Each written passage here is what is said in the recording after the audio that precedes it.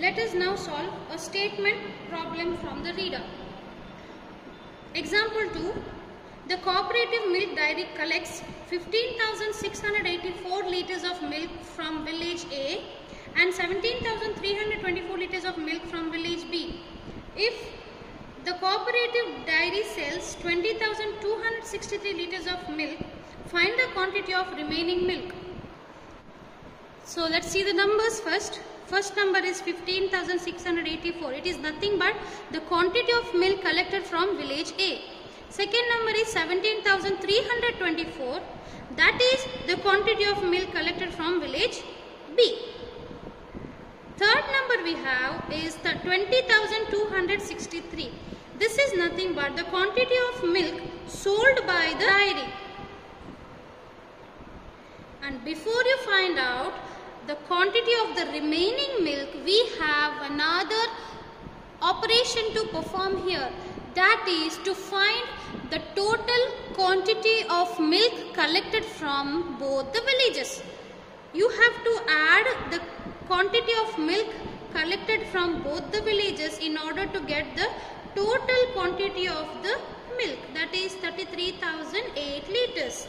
Now from the total quantity of the milk collected, you have to subtract the quantity of milk that is sold by the cooperative dairy, and that gives you the quantity of remaining milk, that is 12,745 litres.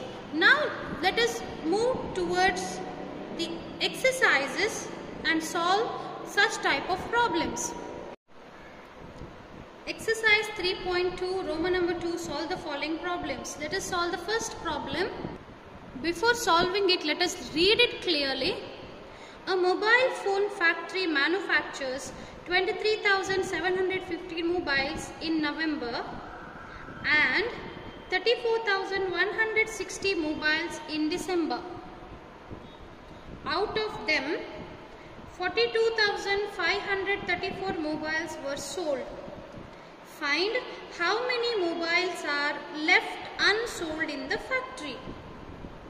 It is clear, the story or the question is about the mobile manufacturing factory. They have manufactured these many mobiles in the month of November and these mobiles in the month of December. Now first we have to find the total number of mobiles manufactured.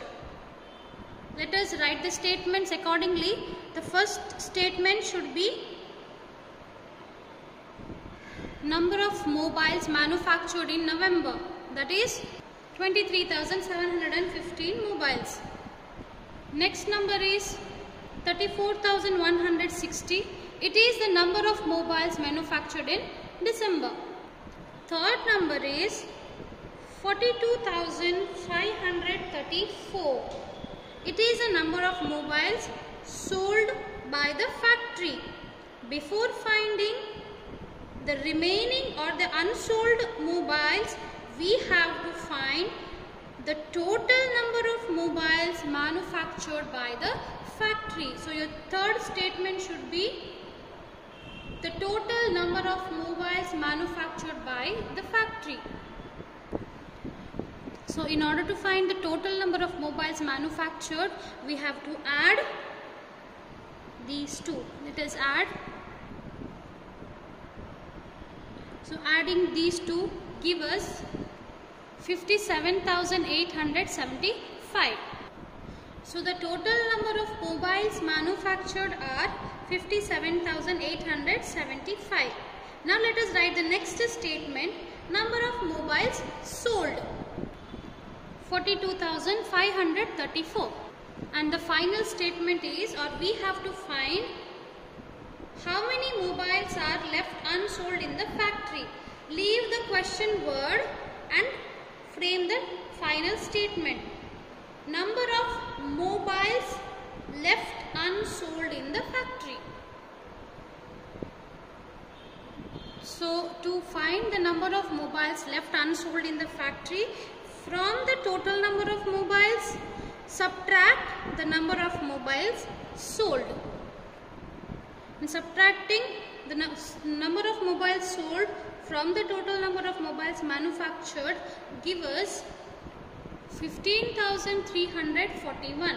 So 15,341 is nothing but the number of mobiles left unsold in the factory. Let us move on to the second question. Mr. Anand has 15,282 rupees in his bank account. He deposits 25,718 rupees on Wednesday. He withdraws 30,145 rupees on Thursday. Find his bank balance after withdrawal. To solve this, let us first see the numbers and accordingly write the statement. First number is 15,282. 15,282 rupees. When we have the question that deals with money, we have to frame the statement either in terms of amount or in terms of cost or in terms of price, depending on the question or value of the money. Now here 15,282 rupees is a certain amount. So let us begin our statement with the word amount. Amount Mr. Anand has in his bank account. So our first statement is amount Mr. Anand has in his bank account, that is 15,282 rupees. Second number, if you see, it is 25,718 rupees. So what is this? It is the amount he deposited on Wednesday. What do you mean by deposited? Depositing means he puts that money to his bank account. That means there will be a change here in the total. Means the sum or the balance of the account changes. So first we have to find what is the total amount of money he has in his bank account. So let us write the third statement. So to find the total amount of money in his account, we have to add the money he has and the money that he had deposited. So let us adding these numbers give us, that is 41,000, and that is the total amount of money he has in his bank account. So we have to represent this with the rupees symbol. Next one, the third number is 30,145. What is it? It is also the amount. What did he do with that? He withdrew it. The amount withdrawn on Thursday. That is 30,145 rupees. What do you mean by withdraw? Withdraw means taking out. From the account he took some money for his use. So the question for us is find his bank balance after withdrawal. So from the total amount he withdrew the certain amount and now we have to find his bank balance. So let us write the final statement. His bank balance after withdrawal. Leave the question word. Don't write the question word. Copy the remaining sentence. In order to find his bank balance after withdrawal, what are we supposed to do? We have to subtract the money that he has withdrawn from the balance of his bank. Let us see and find what is the balance after withdrawal.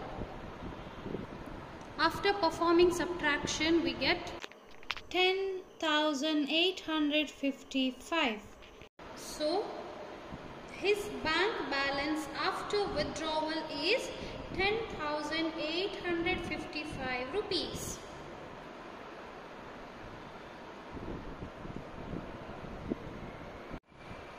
Let's solve the third problem.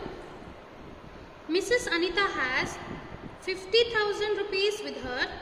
She purchases a color TV for 13,538 rupees and a refrigerator for 16,990 rupees.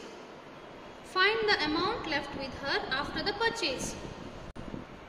If you observe the question carefully, here the total amount that she has is given.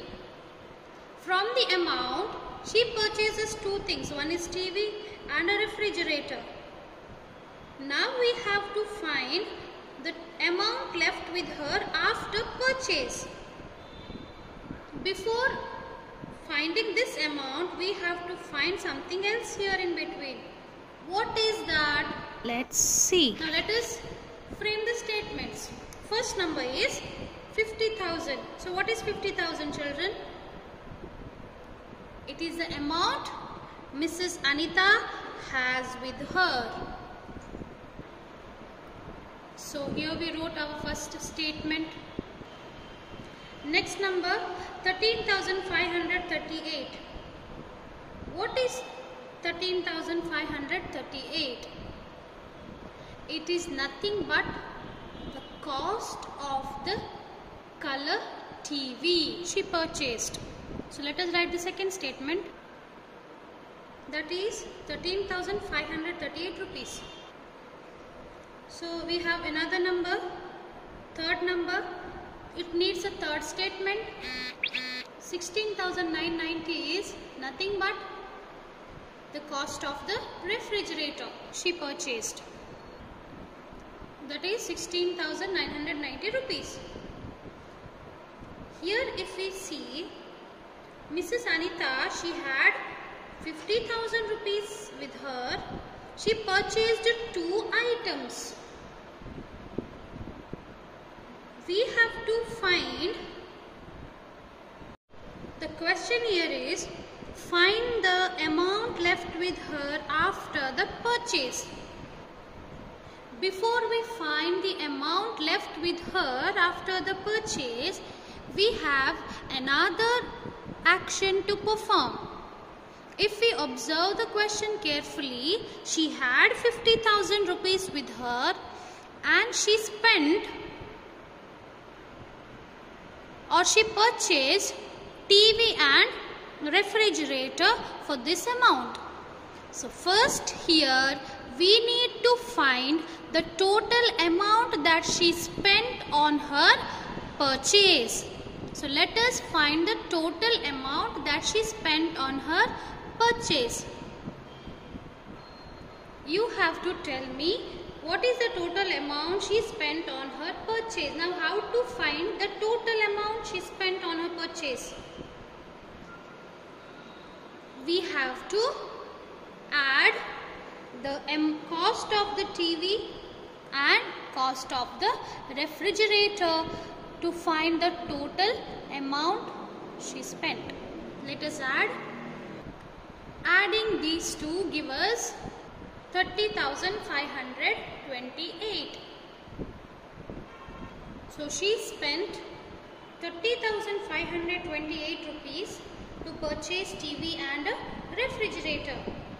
Now let us write the final statement, that is the amount left with her after the purchase. So in order to find the amount left with her after the purchase, what are we supposed to do? We have to subtract the amount that she spent on her purchase from the total amount. Or else you had another way, that is subtracting the amount of TV from the total amount. Then from the difference, you have to subtract this again. But instead what did we do? We added these two.